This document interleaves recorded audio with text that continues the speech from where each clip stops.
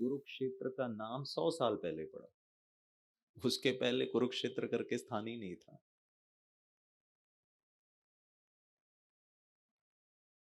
कौन कौन सा कुरुक्षेत्र?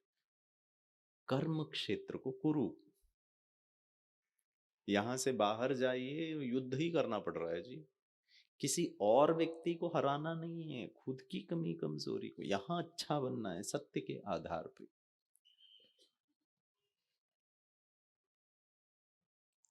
पूरा चैप्टर है, दो दो चैप्टर है मन बुद्धि पे, और हमारा मन भटक रहा है। और भटक नहीं रहा है, उस मन को स्थिर करने के लिए हम कुछ पुरुषार्थ भी नहीं कर रहे अपने जीवन में, मेहनत भी नहीं कर रहे हैं। माता पिता भी बच्चों को कहते पढ़ो पढ़ो पढ़ो पढ़ो पढ़ो पढ़ो पढ़ो, अच्छा करो अच्छा करो। एक माता जी अपने बच्चे को बिठा के कहते 5 मिनट बैठ, अपने मन को देख और शांत कर। वो तो हमारे जीवन के एजेंडा में ही नहीं है 24 घंटों में। आपके घर की सफाई दिन में कितनी बार होती है? आपके घर की सफाई दिन में कितने बार होती है? हाँ जी, 2 बार। बहनें तो बोल ही नहीं रही हैं। भाइयों ने जवाब दिया। घर की सफाई कौन करता है? माताएं करते हैं कि भाई करते हैं? माताएं करते हैं ना। तो फिर आप लोग बोलते क्यों नहीं हो? एक बार एक माता जी ने बड़ा सटीक जवाब दिया। उन्होंने कहा, माता, मैंने कहा बोलते क्यों नहीं आप लोग? माता जी ने कहा, जो करता है वो बोलता नहीं है। मैंने कहा ये भी सही। ताली बजा रही है माताएं, जोर से बजाइए ताली। जो करते ही नहीं है वही ढिंढोरा पीटते हैं, ऐसा होता है वैसा होता है। हमारी माताएं भोली भाली है ना। अच्छा, आज लास्ट घर की सफाई कब हुई होगी? अभी शाम को। एक बार सुबह भी झाड़ू पोछा लग जाता है, शाम को भी फिर माताएं एक बार झाड़ू लगा देती हैं। छुट्टी के दिन घर की सफाई नहीं होगी, चलेगा क्या?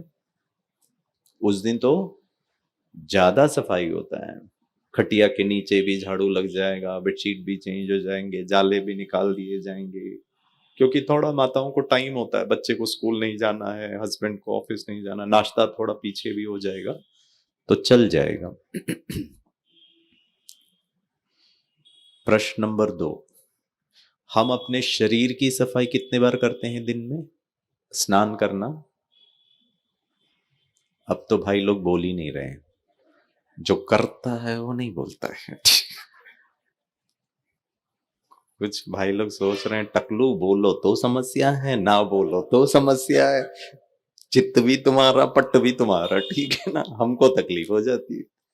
बताइए दिन में स्नान कितने बार करते हैं? 1 या 2 बार। मौसम के पे डिपेंड करता है। एक बार सुबह ऑफिस जाने के पहले कर लिया, और एक बार शायद शाम को आने के बाद वापस फ्रेश हो गए। छुट्टी के दिन सफाई नहीं करेंगे, चलेगा क्या? उस दिन तो और अच्छी तरह सफाई होती है, शैम्पू भी लगाएंगे, फिर कंडीशनर भी लगाएंगे। माताएं ऐसे घूर के ना देखें। वो माता जी बोल रही, टकलू तुम लगाओगे कहाँ शैम्पू? कुछ है तो लगाओगे ना शैम्पू, कहाँ कंडीशनर और शैम्पू आ रहा है? अरे मैं मेरी बारे में नहीं बात कर रहा हूँ, आपके बारे में बात कर रहा हूँ, ठीक है। उस दिन थोड़ा समय है, नेल्स कट कर लेंगे, थोड़ा जो भी सेल्फ केयर हम उसको बोलते हैं, और वो भी करना चाहिए। छुट्टी के दिन भी या अदरवाइज भी 365 दिन हर दिन 2 बार घर की सफाई, अभी शाम को आने से पहले 2 बार, या 1 बार शरीर की सफाई, स्नान, आज शायद यहां आने से पहले। प्रश्न, लास्ट हमने अपने मन की सफाई कब की थी?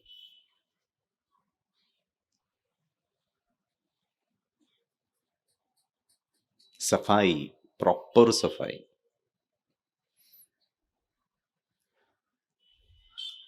सफाई का अर्थ है, प्लीज आप गलत मत मानेगा, पूजा पाठ जप तप कर्म कांड हम सब कर रहे हैं। डर कम नहीं हुआ जी, अगर क्रोध कम नहीं हुआ, चिंता कम नहीं हुई तो क्या फायदा। अब झाड़ू बहुत लगा रहे हैं, गंदगी वैसी की वैसी है, तो फिर आपको ध्यान रखना पड़ेगा कि जो हम सफाई कर रहे हैं उसका तरीका बदलना पड़ेगा। तो मन की सफाई कब की लास्ट? तो एक बार एक माता जी ने पूछा, कौन से बाथरूम में जाना है, कौन सा साबुन लगाना है, कौन सा नलके के नीचे बैठना है। यही तो समस्या है, यही अज्ञानता है। और इसी अज्ञानता को दूर करने के लिए परमात्मा स्वयं हम बच्चों को ज्ञान देता है कि बच्चे ये तरीका है, ये करिए, सत्य को समझिए। मानव जीवन अनिश्चितताओं का खेल है। लाइफ इज अनसर्टेन, सत्य है। मृत्यु सत्य है। मैं किसी का भाग्य या किसी का दुर्भाग्य में इंटरफियर नहीं कर सकता हूं, पॉसिबल ही नहीं है। ये ऐसा ही है, विधि विधान ही ऐसा है, नियम ही ऐसा है, सिस्टम ही ऐसा है। बट इसके कारण, इसको ना जानने के कारण हम कितने परेशान हो रहे हैं, कितने दुखी हो रहे हैं, कितने विचलित हो रहे हैं, कितने बीमार पड़ रहे हैं। तो परमात्मा करके कहता है बच्चे, जैसे उसने अर्जुन को बिठा करके ज्ञान दिया, ऐसे ही हमको भी बिठा के, हम सब अर्जुन हैं। दुर्योधन, धन का दुरुपयोग करने वाला, शकुनी, शक उत्पन्न करने वाला हमारे अंदर है कहीं ना कहीं। युधिष्ठिर, युद्ध में स्थिर रहने वाला, काम, कूल, रिलैक्स्ड, इजी। एग्जाम के पहले आपका बच्चा घबराए ना, अर्जुन है वो, युधिष्ठिर है वो। कंपटीशन के पहले उसके हाथ पैर ना कांपे। जीवन के किसी भी क्षेत्र में, सिर्फ बच्चों की बात नहीं है, हम बड़े भी घबरा जाते हैं जी। हम कहां स्थिर हो रहे हैं, हमारे में कहां है न कुल, कोई कुल नहीं जी। बताऊंगा आज, इनका कुल अलग, इनका कुल अलग, इनका कुल अलग। बताइए जी, गुरुत्वाकर्षण का कुल, कैंसर का कुल बता दीजिए कि ये कुल वालों को मैं प्रभावित नहीं करूंगा, इस कुल वाले। वहां सब ये कुल कुल नहीं आ रहा, पता नहीं हम कहां कुल कुल लेकर के बैठे। सहदेव, सहयोग, देव पद। खुद को सहयोग दीजिए, दूसरों को सहयोग दीजिए, वही तो अच्छा है। दूसरा कंडीशन, और ये दूसरों को सहयोग देना मतलब कोई समाज सेवा नहीं करना है, प्लीज करिए, हमें कोई प्रॉब्लम नहीं है। अपने और अपनों के साथ कर लीजिए। आज मम्मी तो बच्चों को लेके ही दुखी हो रही है, परेशान हो रही है, और इसी वजह से तनाव है। विश्व, आप लोगों को तनाव होता है, टेंशन होता है? पूछ लेता हूं, जिनको टेंशन होता है हाथ ऊपर उठाइए। जिनको टेंशन और तनाव होता है, माताओं से तो कोई जीत ना पाए, मुस्कुरा मुस्कुरा के उठा लो। अरे ये तो दुख की अभिव्यक्ति है, टेंशन कोई खुशखबरी थोड़ी ना है जो मुस्कुरा मुस्कुरा के उठा रहे। माताएं हमारी बहुत स्वीट है। पता है क्यों मुस्कुरा मुस्कुरा के उठा रही हैं? कुछ माताएं मुस्कुरा के उठा रही हैं और मन ही मन सोच रही है, टकलू तुम क्या करोगे हमारे टेंशन का।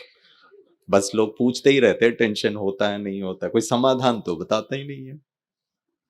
चलिए, आप में से कृपया करके वो लोग हाथ ऊपर उठाएं जिनको टेंशन नहीं होता है।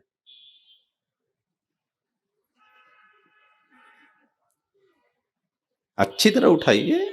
वो माताएं उठाई, बोला कोई भी नहीं है, हाथ नीचे कर ली। ऐसे नहीं, देखा देखी नहीं करिए जी, अच्छी तरह। चलिए बहुत अच्छा, ताली बजाइए। कुछ लोग हैं, 8-10 लोगों के लिए ताली बजाइए जोर से। बहुत अच्छा। एक बार ऐसी ही सभा में मैंने पूछा, आप लोग को टेंशन नहीं होता? कुछ लोगों ने हाथ ऊपर उठाया था। तो जिन्होंने हाथ ऊपर उठाया दूसरे प्रश्न पे, उन्होंने नहीं जवाब दिया, उनके बाजू में जो बैठे थे ना, उनके साथी ने जवाब दिया। मैंने कहा आप लोग को टेंशन नहीं होता? तो बाजू वाले ने कहा, गिरीश जी ये टेंशन लेता नहीं है।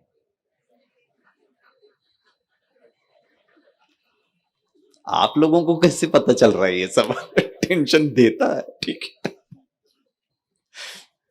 मम्मी कहते बच्चों को पढ़, तो बच्चा बोला पढ़ लूंगा ना, पढ़ लूंगा सुन के मम्मी को टेंशन आ जाता है। बच्चा नहीं पढ़ रहा है, मम्मी को तनाव आ जाता है। तीसरा प्रश्न पूछूं? आप में से कृपया करके वो लोग हाथ ऊपर उठाएं जिन्होंने अभी तक हाथ नहीं ऊपर उठाया, और बताइए आप कौन से कैटेगरी में आते हैं। क्योंकि जब मैंने पूछा टेंशन होता है, तो भी हाथ नहीं ऊपर उठा। मैंने कहा टेंशन नहीं होता, तो ये तीसरा कैटेगरी कौन सा है? तीसरा कैटेगरी सबसे खतरनाक कैटेगरी है। ये तीसरे कैटेगरी में वो महान आत्माएं आती हैं जिनको हाथ ऊपर उठाने में ही टेंशन हो रहा है। क्यों जबरदस्ती परेशान कर रहे हो? टेंशन होता है नहीं होता, हमको तो ऐसे ही टेंशन हो रहा है। चलिए, टेंशन अच्छी नहीं है, हानिकारक है।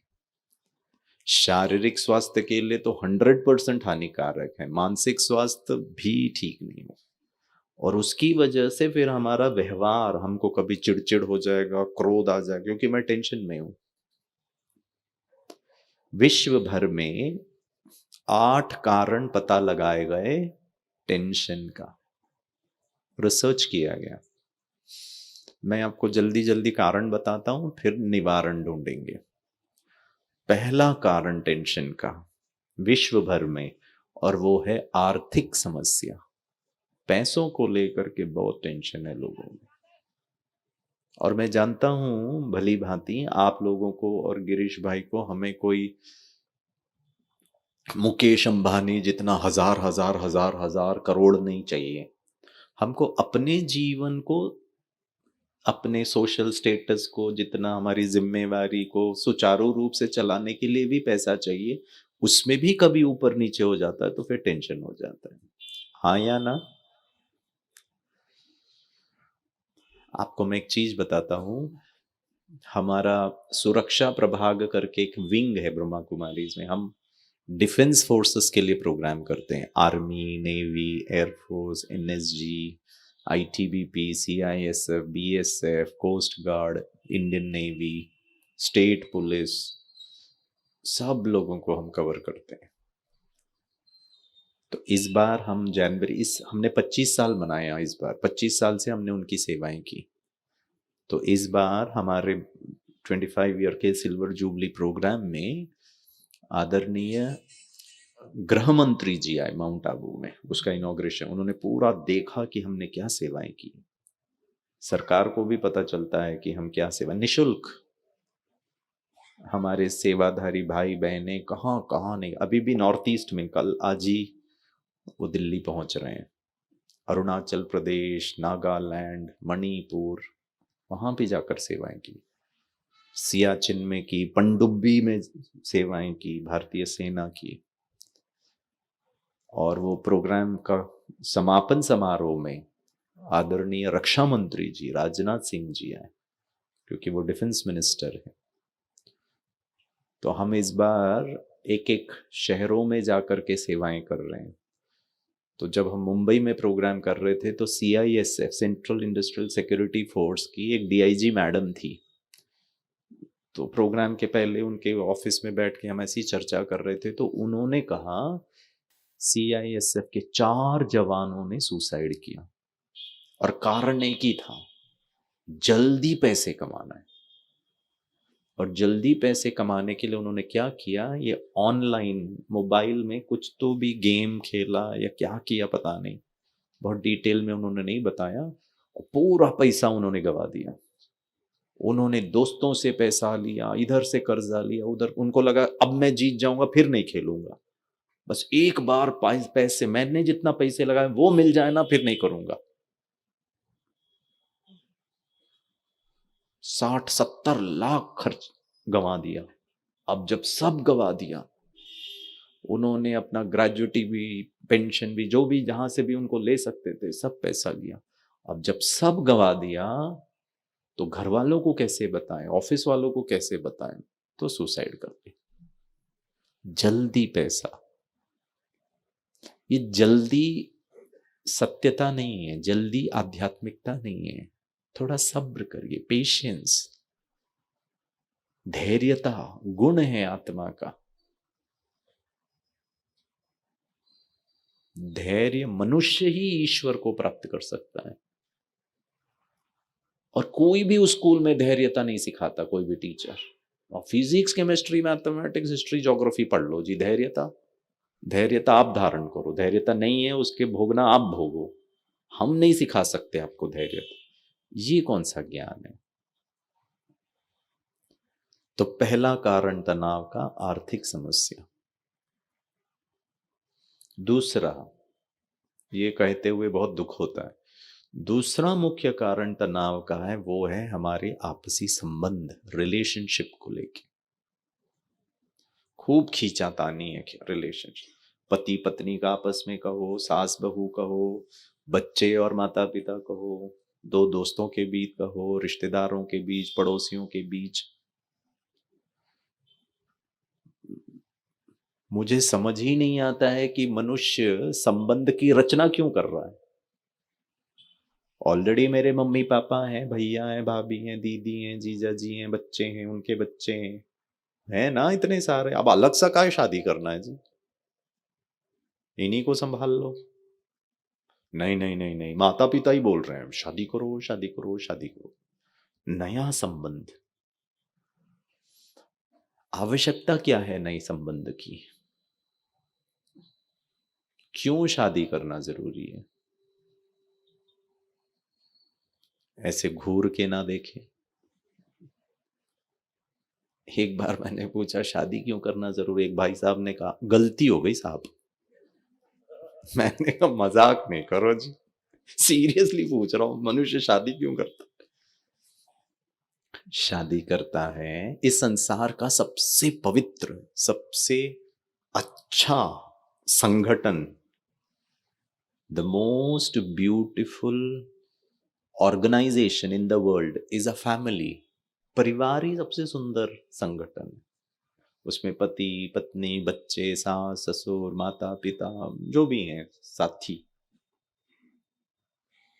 मनुष्य ने शादी की, परिवार की संगठना की रचना की, क्योंकि वो सुख अनुभव करना चाहता है, प्यार को अनुभव करना, अपनेपन को अनुभव। सारी दुनिया मुझे गाली दे दे, कम से कम एक व्यक्ति तो ना दे, पत्नी। ऐसे नहीं मुस्कुराएं। एक व्यक्ति तो मुझे अनकंडीशनली समझे, एक व्यक्ति तो मुझे माफ कर दे, एक व्यक्ति मुझे स्वीकार कर ले, भले मैंने कितनी भी गलती की हो। वो पति पत्नी कोई भी हो सकते हैं। लक्ष्य तो इतना अच्छा है, लेकिन हो उल्टा ही रहा है। आज इन्हीं की वजह से दिमाग खराब है, इन्हीं की वजह से हमको तनाव है।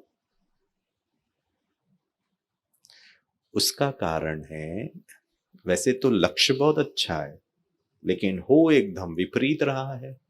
उसका कारण है एक्सपेक्टेशन, अपेक्षाएं। और अपेक्षाओं का अर्थ है हमारी माताओं बहनों की भाषा में, अपेक्षाएं अर्थात जैसा मैं चाहती हूं वैसे तो तुम करते नहीं, दिमाग पर। कुछ पति लोग मुस्कुरा रहे हैं, आपका दर्द नजर आ रहा है। प्रश्न पूछूं? जैसे दूसरा कोई भी व्यक्ति हो सकता है, पत्नी, पति, माता पिता, दोस्त, मित्र, यार, ऑफिस कलीग, कस्टमर, कोई भी, जैसा दूसरे चाहते हैं वैसे मैं हमेशा करता हूं। हाँ, ना, हमको क्या पता। जैसे दूसरे चाहते हैं वैसे मैं हमेशा करता हूं, हाँ या ना? ना। लेकिन जैसा मैं चाहूं, क्योंकि मैं पति हूं, क्योंकि मैं गिरीश हूं, क्योंकि मैं राजयोगी हूं, क्योंकि मैं एक्सपर्ट हूं, क्योंकि मैं पिता हूं, क्योंकि मैं मुखिया हूं, क्योंकि मैं जो भी हूं। इक्वेशन ही लेवल प्लेइंग नहीं है। जैसे दूसरे चाहें, मेरी मर्जी, मेरा चॉइस, मैं डिसाइड करूंगा। लेकिन जब मैं चाहूं, आपकी कोई चॉइस नहीं, आपकी कोई मर्जी नहीं। आपको नहीं लगता हम सब हिटलर के खानदान के? हिटलर ऐसे ही था जी, करो नहीं तो उड़ा दूंगा, मानो जैसा मैं चाहता हूं, नहीं मानोगे खत्म करो खेल। कितना अहंकार है। आध्यात्मिकता का आ तक नहीं पहुंचे हम। प्रभु श्री राम को जब पता चला कि कई माता ने दशरथ से 14 साल का वनवास मांगा, पता चला, एक सेकंड में सुना, समझा, हाथ जोड़कर कई माता श्री के पास जाकर कहा, जी माते, आप आज्ञा दीजिए, जीवन भर वन में बिता सकता हूं, एक सेकंड डिस्टर्ब नहीं हुआ, एक सेकंड अहंकार में नहीं आया, एक सेकंड दुखी नहीं हुआ, एक सेकंड विचलित नहीं हुआ। उस प्रभु श्री राम की आराधना करने वाला ये राम, लोगों का नाम भी राम होता है, गिरीश राम को पता चले मेरी माता जी ने मुझे 14 साल का वनवास भेजा है, तो पता मैं क्या कहूंगा? कई माता को जाके कहूंगा, मैं नहीं जाऊंगा। क्यों जाऊं? मैंने क्या गलती की? रोते हुए राम की पूजा करोगे? हेलो? नहीं। दुखी राम की पूजा करोगे? नहीं। प्रजापिता ब्रह्मा कुमारी ईश्वरीय विश्वविद्यालय, विद्यालय है ये। आपका बच्चा स्कूल जाता है, कॉलेज जाता है, इंजीनियरिंग कॉलेज में इंजीनियर बनेगा, मेडिकल कॉलेज में जाके डॉक्टर बनेगा, एमबीए कॉलेज में जाके मैनेजर बनेगा। लक्ष्य होता है। हमारा विद्यालय में भी लक्ष्य है कि हम देवी देवता समान गुणधारी, गुणों समान बने, अभी बने। 10% तो प्रभु श्री राम जैसा बन जाए अगले 24 घंटे के लिए, कुछ भी हो, कुछ भी मानो, कुछ भी मानो, कुछ भी। टेंशन का तीसरा कारण, अच्छा, एक्सपेक्टेशन कहां से आया? संबंधों में एक्सपेक्टेशन कहां से आया? मैं शादी के मंडप में शादी फेरे ले लिया, अब बस मंगलसूत्र बांधने की बारी थी। जैसे ही मंगलसूत्र होने वाले पत्नी के गले में बांधने लगा, बीच में पंडित जी मंत्रोच्चारण कर रहे थे, उन्होंने अपने कुर्ते की जेब से बंदूक निकाली, रिवॉल्वर, और होने वाले पति गिरीश की कनपट्टी पर रख दी। मैंने कहा, महाराज क्या कर रहे हो? शुभ टाइम पर आप गोली। मैंने कहा, आप जो कहोगे मैं करने को तैयार हूं, मारना नहीं प्लीज, मरना नहीं चाहता। पंडित जी ने कहा, मेरी एक बात मानेगा? मैंने कहा, 2 बात मान लूंगा, मारो नहीं लेकिन। पंडित जी ने कहा, ये तुम्हारी होने वाली पत्नी है? मैंने कहा, हाँ।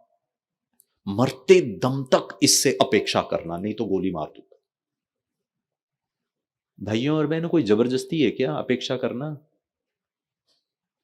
अपेक्षा नहीं करोगे बच्चों से, अपेक्षा नहीं करोगे सास ससुर से, अपेक्षा नहीं करोगे घर वालों से, तो क्या मर जाओगे? हार्ट अटैक हो जाएगा, घुटन हो जाएगा, सफोकेशन हो जाएगा, कैंसर हो जाएगा। हेलो, पूछ रहा हूं, कोई जबरदस्ती है क्या? खाना नहीं खाओगे तो मर जाओगे, पानी नहीं पियोगे तो मर जाओगे, अपेक्षा नहीं करोगे तो मर जाओगे क्या? एक किताब बताइए जिसमें लिखा अपेक्षा करिए और सुखी रहिए। मैं आपको हजारों किताब बता दूंगा जहां लिखा अपेक्षा दुख का कारण है। क्या पढ़ पढ़ करके कर लिया, भर भर के अपेक्षाएं कर रहे हैं, खुद से अपेक्षा, दूसरों से अपेक्षा, दूसरों की अपेक्षाओं के कारण हम परेशान हो रहे हैं। मम्मी क्या सोचेगी, दुनिया क्या सोचेगी, लोग क्या सोचेंगे। क्यों नहीं हम ये सब सीख रहे हैं और सिखा रहे हैं? और देखो दुनिया की हालत कहां से कहां पहुंच रही है, इतनी छोटी छोटी बातें। इसीलिए ये बाजू में हमारा सेंटर है, हर छोटे छोटे जगह पे हमारी गीता पाठशालाएं सेंटर है, जाके सीखिए। आपको कुछ छोड़ना नहीं है, आपको ना रंगीन कपड़े छोड़ना है, ना घर परिवार छोड़ना है।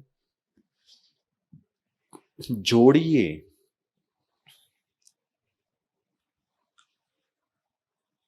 ऐसे ही जाके बॉडी नहीं बनता, आपको जिम जाना पड़ेगा।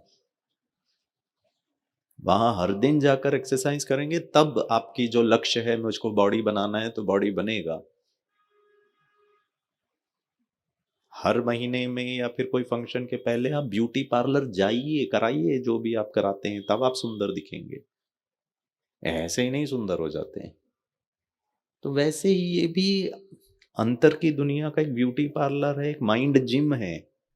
जाके सीखिए, समझिए, तब जाकर हमारा मन का मसल का पावर बढ़ेगा, तब हमारा मन की ब्यूटी, उसकी खुशबू, उसकी सुंदरता झलकेगी। और किसी को दिखाने के लिए नहीं करना है, खुद के विषम परिस्थितियों में मेरा मन स्थिर रहे। टेंशन का तीसरा एक्सपेक्टेशन, हमारे अंदर ये सब भर दिया गया है अज्ञानतावश। भावना गलत नहीं थी लोगों की, हो गया है। जीवन, भविष्य, भाग्य, स्वास्थ्य, सफलता, विफलता, सबकी अवधारणाएं हैं जिसको हम बिलीफ सिस्टम कहते हैं। और माफी चाहूंगा, हम सब गलत प्रोग्राम्ड है, हिप्नोटाइज्ड हैं, गलत। वही अज्ञानता है।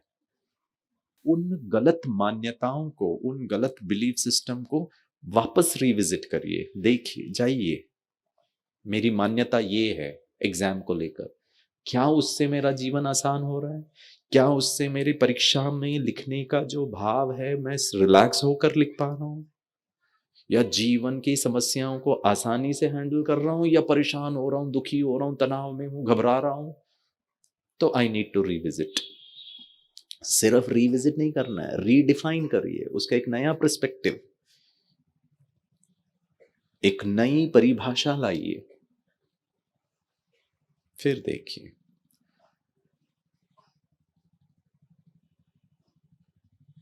एक और उदाहरण दे देता हूं, माताएं बैठी है ना, इसीलिए। छोटा बच्चा है, मम्मी ने उसको सब खिलौने खिलौने दे दिए, मम्मी ने बोला बेटा खेल, छोटा रेंगने वाला बच्चा। मम्मी ने कहा खेल, मम्मी है ना किचन में ना अभी काम करके आती, पापा आएंगे ना फिर खाना भी बनाना है, ठीक है ना। उसको सब समझ में आ गया कि पापा आने वाले हैं, फिर खाना बनाना है, फिर खाना खाना है। चलो छोड़ो। कुछ देर के बाद बच्चे का आवाज ही नहीं आ रहा है ड्राइंग रूम से। इसका मतलब, इसका मतलब आवाज नहीं आ रहा है बच्चे का, इसका मतलब हाँ जी, सो गया है, ठीक है। और नींद में है, अच्छा। और मोबाइल अभी मोबाइल, एक साल का बच्चा क्या गड़बड़ करे। ये तो गलत है। गड़बड़ मतलब कुछ तो, हाँ, घर के बाहर चला गया होगा, या फिर कॉकरोच को पकड़ लिया होगा, या फिर चींटी को खा रहा होगा, या कुछ तो कर रहा होगा, या फिर वो जो सॉकेट होता है ना उसी के अंदर उंगली डालता है, बाकी कहीं नहीं उसको मिलता। ठीक है। तो मम्मी झांक कर देखती है, पता है बच्चे ने क्या किया? बच्चा रेंग रेंग करके, ड्राइंग रूम में मंदिर है, पूजा घर है, वहां बत्ती जलाया है, देवी देवताओं का चित्र है, और बच्चा वो अग्नि को छूने जा रहा है, ज्योति को छूने जा रहा है, खिलौना छोड़कर उसको वही मिला। मम्मी देखती है, अब वो बस टच करने जा रहा है, जल जाएगा उसका वो हाथ। मम्मी की हालत खराब, मम्मी सब काम छोड़ के सीधे ओलंपिक रिकॉर्ड तोड़ती है, हाई जंप का, लॉन्ग जंप का, ट्रिपल जंप का, पोल वॉल्ट का, 100 मीटर का, 200 मीटर का। भारत की, भारत को एक गोल्ड मेडल कमाने में नीरज चोपड़ा को पसीने छूट जाते हैं, 145 करोड़ लोगों की संख्या में। हमारे भारत की माताओं का टाइमिंग रिकॉर्ड कर लो, हम अनेक विश्व कीर्तिमान तोड़ सकते हैं। 1 सेकंड में पहुंच जाती है, मां है ना। और बच्चा अब अग्नि को टच करने जा रहा है, पता है मम्मी क्या करती? थट करके मारती उसके हाथ को। जैसे ही मम्मी उसको मारती है, छोटू मम्मी को देखता है, आंखों ही आंखों में देखता है, पता चल जाता है मम्मी आ गई है। और वो मन ही मन, बोल तो सकता नहीं है, वो मन ही मन मम्मी को पूछने का प्रयास कर रहा है, मम्मी ये बहुत अच्छी चीज है, टच कर लो। और मम्मी थर्ड करके मार के आंखें बड़ी करके बच्चे को कहती हाथ नहीं लगाना, जल जाएगा ना। बच्चे को समझ में आ गया? हेलो? नहीं। और मम्मी छोटू को उठाती है, गोदी में बिठाती है और फिर कहते हैं तो मेरा राजा बच्चा है ना, अच्छा बच्चा है ना, हाथ नहीं लगाते, ठीक है ना। फिर उसको इधर बिठाती है, चल के जा रहे खिलौने के बाद, हाथ नहीं लगाना, समझा? अच्छा बच्चा है ना। बच्चे को कुछ समझ में आ रहा है नहीं आ रहा है, एक चीज समझ में आ रहा है, मम्मी को हार्मोनल प्रॉब्लम है। कभी दुर्गा, कभी शीतला देवी, कभी महाकाली, कभी पता नहीं पापा कैसे हैंडल करते हैं इनको। और उसको टॉयज के बीच में रख देती है, अच्छा जाना नहीं बेटा, ठीक है ना, वो गंदी चीज है, ओके समझ गया ना। क्या मूड स्विंग्स है जी। सत्यता कंडीशन बोलिए, पहला कंडीशन सत्यता का कहां हो रहा है जी सदा? हम तो बिन पेंदी के लोटे की तरह ऊपर नीचे, waves of the ocean, high tide low tide, कभी खुशी कभी गम। प्रश्न, मम्मी ने छोटू को बिठा दिया, बच्चे ने क्या सीखा? ये कोई बहुत अच्छी चीज है, अग्नि, ब्राइटनेस है, मूवमेंट है, मुझे अच्छा लग रहा है, मम्मी को मेरा छूना अच्छा नहीं लग रहा है, खींच के लेते। अर्थात अगली बार जब मम्मी नहीं रहेगी, क्योंकि वो खींच लेती थी। प्रश्न, मां ने भविष्य में होने वाले बच्चे को अग्नि को टच करने से जो नुकसान से बच्चे को बचा लिया या और रिस्क बढ़ा दिया? और हमको लगता हम बहुत अच्छे मम्मी हैं। अरे एक थर्ड पार्टी ऑडिट करा लो, अच्छी मम्मी है या नहीं, पता चल जाएगा ऑडिट रिपोर्ट में कि क्या नाटक चल रहा है। हम सेल्फ सर्टिफाइड अच्छे हैं, हम सेल्फ मां हूं ना। रोना बंद करो पहले, मुस्कुरा के बोलो मां हूं ना। ये अच्छी मम्मी की परिभाषा नहीं है, बस मैं ये वाला अच्छी मम्मी चाहता हूं। बाकी हम सब बहुत अच्छे हैं, बच्चों के लिए तो जान लुटाने के लिए तैयार है, लेकिन दुखी मम्मी, परेशान मम्मी और बच्चे को रिस्की बना रही है जीवन भर, ये स्नेह नहीं है, ये डर है। ये डर वाली मम्मी है, चिंता वाली मम्मी है, गलत सिखाने वाली मम्मी है। और हमको लग रहा है हम बहुत अच्छे माता पिता, हम बहुत अच्छे टीचर हैं, बहुत अच्छे समाज में अच्छा श्रेष्ठ कार्य कर रहे हैं। मैंने 10 साल 11 साल मुंबई यूनिवर्सिटी में पढ़ाया, मैंने एक बच्चे को नहीं डराया, थैंक्स टू ब्रह्मा कुमारी। कभी गाली नहीं दी बच्चे को, तू नालायक है, तू इडियट है, तू लेट आता है। कभी क्रोध नहीं किया, कभी अपमान नहीं किया। बहुत छोटे बच्चे हैं मेरे सामने, तो मैं उनके डबल एज का हूं। मेरा एक ही अंडरस्टैंडिंग था, उस क्लासरूम के अंदर एक ऐसा वातावरण जहां बच्चा अच्छा कर सके। डांट के, धमका के, डरा करके पढ़ाना कौन सी बड़ी बात है। वो तो आतंकवादी भी या चोर भी आपको कनपट्टी पे बंदूक रख के पुलिस वाले से भी सब लूट के लेके चला जाएगा, उसके लिए ज्ञान की क्या आवश्यकता। प्रेम की शक्ति, सम्मान की शक्ति, खुद पे भरोसे की शक्ति, सहन शक्ति, सहन करना। और मुंबई के बच्चों को पढ़ाना इतना आसान नहीं है, क्योंकि वो बच्चा मर्सिडीज बेंज में, उसका बाप करोड़पति है, वो मर्सिडीज बेंज में आ रहा है कॉलेज में, और मैं लोकल ट्रेन के धक्के खा के आ रहा हूं। वो बच्चा कहां मुझसे पढ़ेगा, बोलेगा टकलू तू पहले अमीर बन फिर मुझे पढ़ा, तुम्हारी हैसियत ही नहीं। इतना ईगो है वहां पे। लेकिन उनके दिल को जीतना, हर एक को प्यार चाहिए, हर एक को सम्मान चाहिए, और मैंने अपने 10-11 साल में इतना मैंने अनुभव किया, अच्छी बात है, बच्चे मेरे लिए जान लुटाने के लिए तैयार हो जाते। स्नेह में इतनी ताकत है। तो अच्छी मम्मी। और उदाहरण दो, मेरा बड़ा वाला बेटा 18 साल हुआ, इंजीनियरिंग फर्स्ट ईयर में उसको एडमिशन मिल गया।